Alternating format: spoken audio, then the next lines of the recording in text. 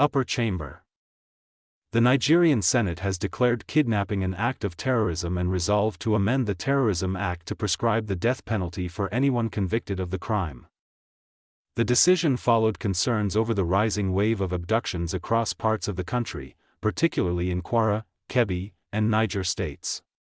Kidnapping has so much been commercialized. People are leaving their jobs in cities and villages.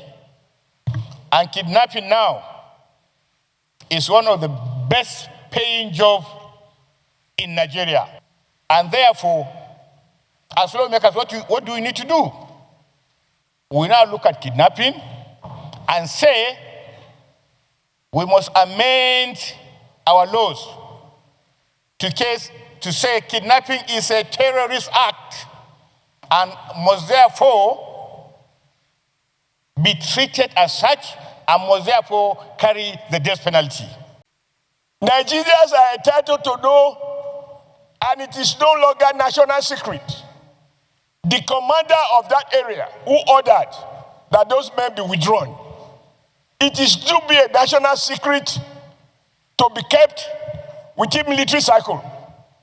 Nigeria should know the name and the person should be brought to justice under the Terrorist Act. We can continue to buy arms and ammunition and platforms from other countries, but that is not the way to go in the long run. Because we bought the Super Tucanos. What happened? So the sensors that we needed on those Super Tucanos were not made available. We have therefore every reason to devote so much resources and make the right policies and legislations for DICON, the Defense Industries Corporation of Nigeria, based in Kaduna, to function. The president, when he came into office, the DICON Act was one of the first acts he signed. Let us use this opportunity to give the president or the leadership the necessary support in order to address this very serious problem of insecurity that is expanding to a level where government will sit down and negotiate with criminals or bandits or terrorists. The Nigerian Armed Forces and other security agencies are putting in their best. So, I'm really not comfortable with blaming them. There are part of the report that states that military personnel were withdrawn from that school in Kebbi. We must identify who gave the command and why, and that must be made public to the Nigerian people. Finally, and also as important, just like the last speaker mentioned, there is need, as Senator Ashiru alluded to review the Nigerian firearm law. We take only one example. The governor of Kebbi said that somebody ordered troops out and people were kidnapped. Till today, nobody in Nigeria knows what happened. And no question has been asked. And we are sitting down here as a parliament and we turn and we talk. Yet, somebody is responsible. If I'm the commander-in-chief, I will call the army commander in that place and the head of the army and say, if you don't get me the head of this person, who withdrew the troops to put all these children in jeopardy? Then you make an example of him. That is how a country is run. A country is not run on pacification.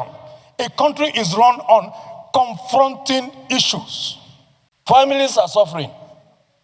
Some people are living in their comfort places, making phone calls with these bandits. Can't we identify them? We can identify them. How do we do it? The gadgets were bought for the National Security Advisor. The gadgets were bought for telecommunications. They will be able to tell us where all these people are.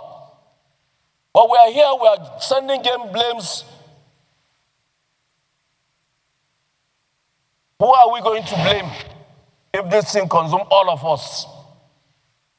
It started from one local government. It started from Borno. In one local government. And today it's spreading everywhere. No state is a moon. Addition has been made that the laws of the Federation now on terrorism, anti-terrorism, all laws relating to terrorism and kidnapping, that kidnapping should be the penalty for kidnapping should be changed immediately to carry the maximum punishment of death. This has also been seconded, that henceforth, kidnapping should first be classified as a terrorist act and which should carry death penalty. Secondly, it will now carry death penalty. And like Senator Oshumole said, it is not up to any judge.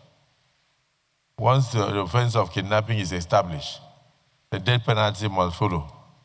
There is no discretion as to what kind of punishment should be given, that the judiciary should adhere